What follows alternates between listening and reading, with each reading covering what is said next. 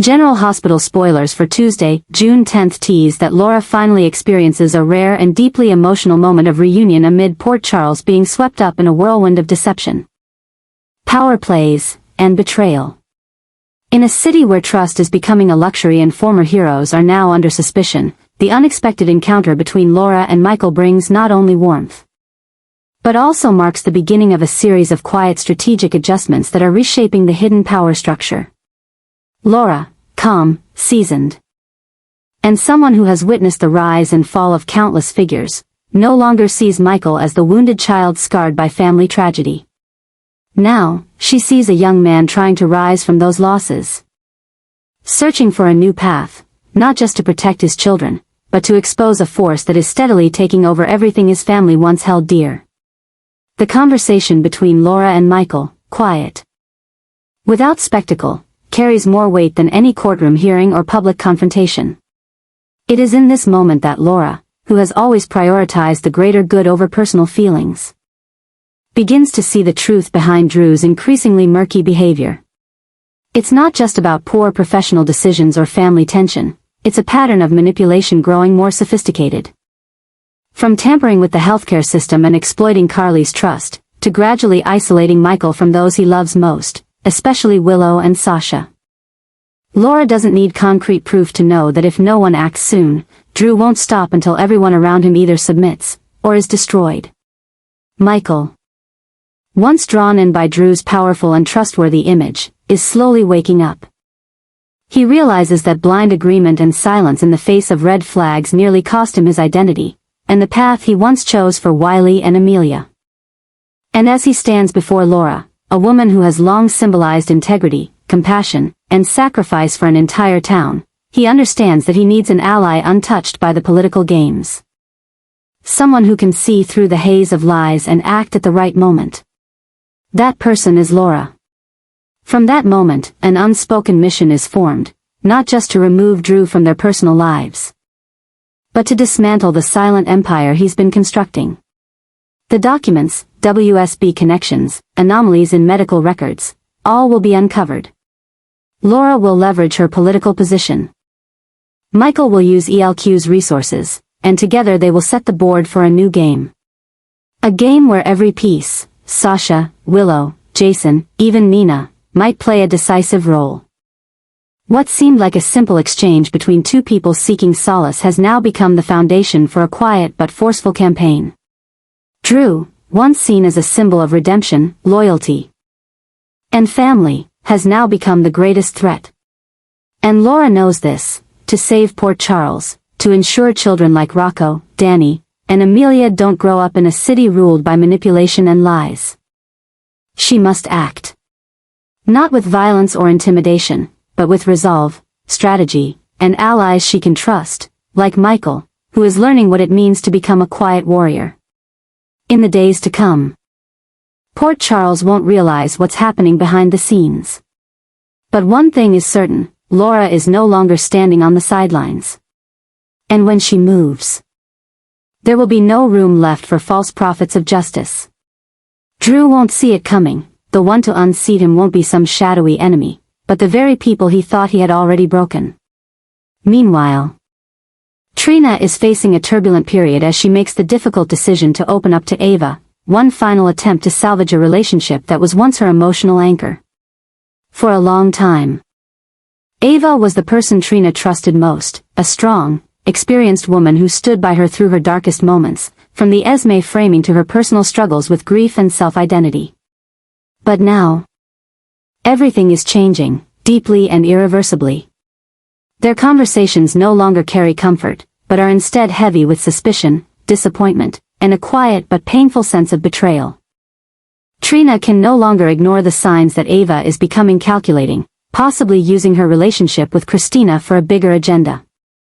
At the very moment Trina seeks connection and empathy, Ava makes her realize that what once felt like love and support is slowly turning into a power play, where Christina may now be the new pawn. Ava's small but sharp gestures, from cutting remarks and cold glances to advice that feels more controlling than supportive, make Trina begin to see the truth. Ava is no longer the protector she once was. Ava is changing. She's on the defensive, stepping into a phase where she's not afraid to manipulate others' emotions to get what she wants. And to Trina, that feels like more than betrayal. It's a harsh awakening to the reality that even those we love most can turn their backs when the situation no longer serves them. What's unfolding is no longer just personal conflict. The silent tug-of-war between Ava and Christina is dragging everyone into a moral gray zone, where the lines between right and wrong, real and fake, love and manipulation are becoming increasingly blurred. Ava, with her keen intuition and natural ability to manipulate, seems to feel threatened by Christina's growing presence in her circles. And instead of retreating or confronting things openly, Ava chooses to fight in the shadows, delivering subtle, precise cuts that chip away at Christina's rising image. She plants doubt, uses others' emotions to weaken trust, and reclaims her position by pushing others out. And this shift in Ava leaves Trina feeling alienated and hurt, not just because she's losing a friend, but because she realizes she may have idealized someone who never truly existed. She once saw Ava as a role model of independence and honesty in a chaotic world. Now, she's witnessing someone entirely different, strategic, guarded, and willing to sacrifice anyone to maintain control. Trina feels the sting of knowing their relationship may never have been equal, that she was merely a piece in a larger strategy she was never even aware of. The tension between her and Ava can no longer be hidden. It seeps into everyday conversations, into every glance, every silence between them. Trina starts pulling away, guarding her thoughts, avoiding Ava, no longer sharing what she once would. And though Ava senses it, she makes no move to fix things. In fact, she seems to accept that if Trina no longer serves her current goals, she can be cast aside. That is the moment Trina truly understands. She cannot stay in a relationship that only brings her pain. She begins to withdraw, establish clear boundaries, and search for more authentic connections, people who accept her for who she is, not for her strategic value in someone else's game. The story between Trina and Ava is becoming a striking example of how even the closest relationships can fracture when unspoken ambitions spiral out of control. It is a reminder that trust is fragile, and that even those we once depended on most can change, sometimes in ways we never imagined. Port Charles is witnessing that fracture, day by day. And when the clash between Trina and Ava finally erupts, it won't just mark the end of a friendship, it could ignite a deeper emotional war between two of the strongest women in town. And in that war, no one will remain untouched. Willow stood firm in her stance, even as the world around her changed in ways no one could have foreseen. While Port Charles reeled from the shocking news that Sasha had given birth in the middle of a courtroom session, those who once believed Willow would crumble under the emotional blow were stunned to find her utterly unshaken. With a composure that bordered on surreal, Willow stepped into a new chapter, one where her choices were no longer driven by soft emotions or nostalgic longing, but by a cold resolve forged through the many wounds she had endured. The news of Sasha's childbirth, with none other than Michael as the father, became the epicenter of town-wide uproar, and simultaneously the final blow to Willow's already fragile trust. It wasn't just emotional betrayal. It was a glaring confirmation that every promise of transparency, every assertion that "we're just friends" between Sasha and Michael, had been nothing more than a facade. The child, born at the worst possible moment, exposed a web of deceit Willow had once tried to ignore, all in an effort to preserve a family for Wiley and Amelia. But now, with the truth laid bare, she had no reason to keep compromising. Willow remained unwavering. And though a storm of scandals swirled through Port Charles after Sasha's courtroom delivery, she refused to be swept away by the chaos. The moment the white blanket wrapped around the newborn, a child everyone instantly recognized as the result of a secret relationship, the town fell silent. And there, at the eye of the storm, stood Willow. No screaming. No breakdown. No collapse. Just silence.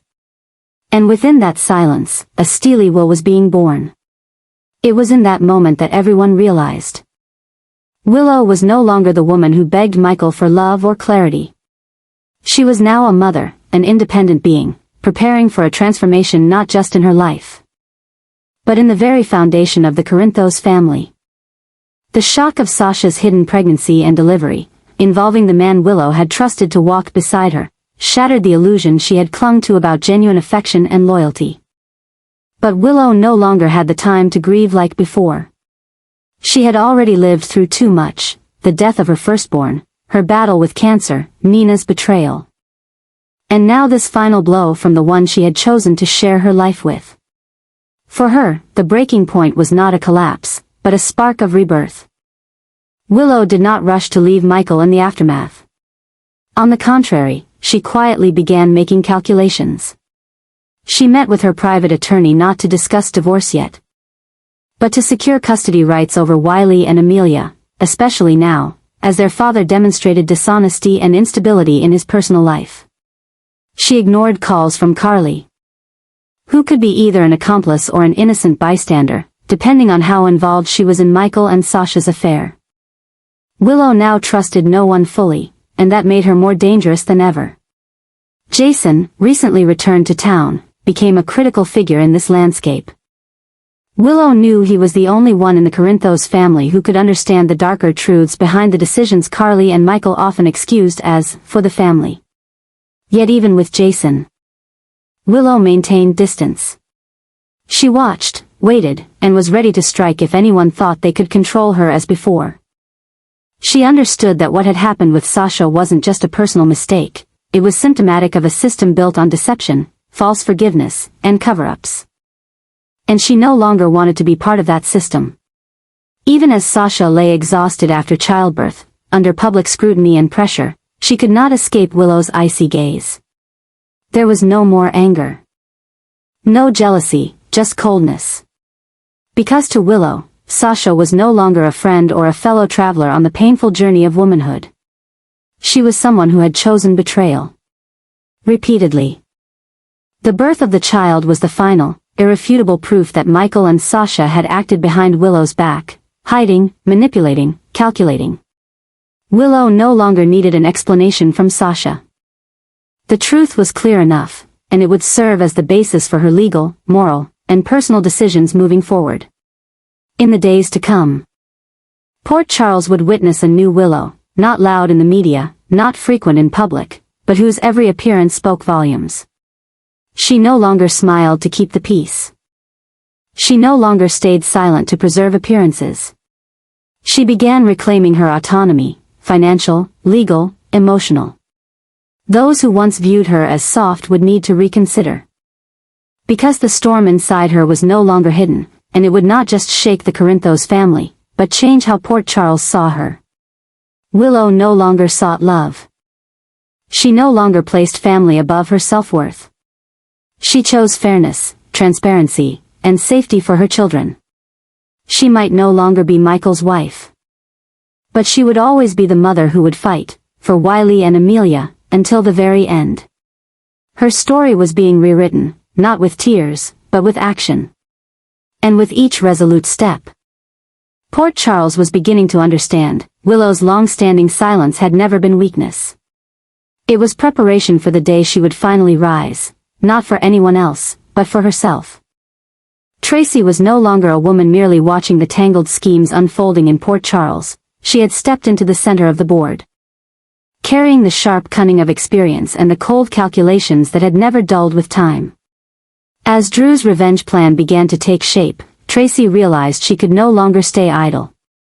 In Drew's eyes, she saw more than just personal anger. She saw a dangerous transformation, a man warping his sense of justice into an obsession with reclaiming what he believed was his. Drew, once a man of integrity, was now sliding off his moral axis. He no longer appeared to be in control. His desire for vengeance wasn't limited to Carly and their history. It had expanded, now targeting anyone who had doubted, betrayed, or blocked his path. Tracy, who knew the consequences of power misused better than anyone, felt compelled to act. For her, Drew's intentions were not just about regaining influence at ELQ or asserting his place in the family. He was becoming someone who might destroy everything, unless stopped in time. So Tracy began moving, quietly, discreetly, but with precise and potentially lethal intent. She gathered intel, revived old connections to track Drew's every move, and began building a counter-network, not to destroy him, but to force him to face himself. But if Drew continued down the path of vengeance, especially if he aligned with figures like Nina or entered into secret pacts with Rick, Tracy would not hesitate to be the one to end it all. She didn't issue her warning as a concerned relative, but as a seasoned warrior, one who knew exactly when to strike. Her message was clear: if you think revenge leads to justice, you've forgotten where you are, and who you're up against. These weren't threats. They were declarations, from someone who understood that true power lies not in destruction, but in control and knowing when to stop. But that was the problem: Drew no longer knew when to stop. His coldness when speaking of Carly, his rigidity when discussing Michael, even his indifference toward Willow, all pointed to a man slipping into darkness, consumed by a single goal: retribution, no matter the cost. Tracy understood: if left unchecked, Drew could trigger a storm that the entire Quartermain family would pay for. And so, she would act. Not with court orders or weapons, but with strategy, a string of moves to isolate him from allies, weaken his influence at ELQ, and if necessary, dismantle the financial empire he was trying to build. She wasn't afraid of being hated or misunderstood. For Tracy, family always came first, even if she had to fight a family member to save the rest. This time, Tracy hadn't returned just to observe. She returned to intervene, decisively, fiercely, and without compromise. She knew Drew once had a good heart. But more than anyone, she understood this harsh truth: the most dangerous people are often the good ones led astray by hate. And if Drew wouldn't stop, Tracy wouldn't hesitate to be the one to end his descent, before he destroyed everything that had ever mattered in his life. The generous offer Isaiah receives doesn't come on a casual morning, but rather as a deliberate intervention. In the midst of his struggle with limited options and a sense of helplessness about his place in the world. It's not a social invitation or a simple push, but a detailed proposal.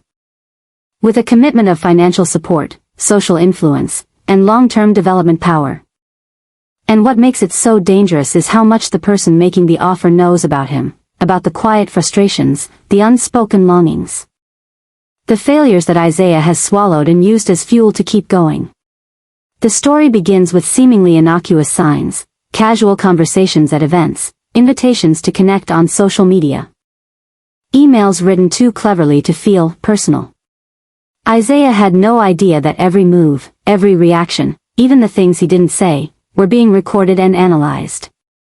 The offer didn't just hit him where he was, it was almost tailor-made for him, as if the world had been waiting for the moment of hesitation just to give him the path they wanted him to take. But Isaiah wasn't one to be bribed. He felt hurt, offended, and intrigued all at the same time. How could he not consider accepting? This was a chance to climb a ladder that many would never reach. A future where he no longer had to prove his worth, where important doors would open with a nod. But he also knew that behind the sweet words and glowing terms was a string of strings, invisible but tightening, like a velvet rope. The more it tightened, the harder it became to notice. In his silence, Isaiah began to question. Who was really making this offer? What do they want from him? How much do they know? And if he refuses, what will they do? There's no doubt that this is more than an opportunity. It's a test of his loyalty, his morality, and his limits. Isaiah realizes that he's been pulled into a world where every clause has a dark side. Every promise has a condition, and nothing is truly free. Time is running out. The people behind the offer aren't the type to wait forever. They've staked their attention on Isaiah. And if he doesn't respond the way they want, they'll move on, or worse, make him an obstacle that needs to be removed. Meanwhile, those close to him begin to notice a change. Isaiah becomes quieter, more thoughtful, and his eyes seem to scrutinize every detail of what others say. No one knows what he's struggling with, because he can't say it. Even he himself is not sure if he is still in control, or if he has long since become a pawn. The change the offer brings is not just about the future, it is transforming Isaiah's present. Relationships become fragile. Values that were once strong begin to falter. He no longer sees people the same way. Because now he is beginning to understand how power works, and how it uses kindness to seduce, and silence to control. Isaiah knows that if he accepts, there will be a price to pay. But if he refuses, is he strong enough to live with what he has lost? The story is no longer about the offer. It is about Isaiah, about who he is, who he wants to be, and what he is willing to sacrifice to get there.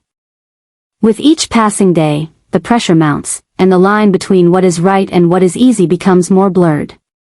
But in the quietest moment, when no one was looking, Isaiah knew that this choice would change him forever. And no matter what he decided, the moment he received that offer was the first step on a journey of no return.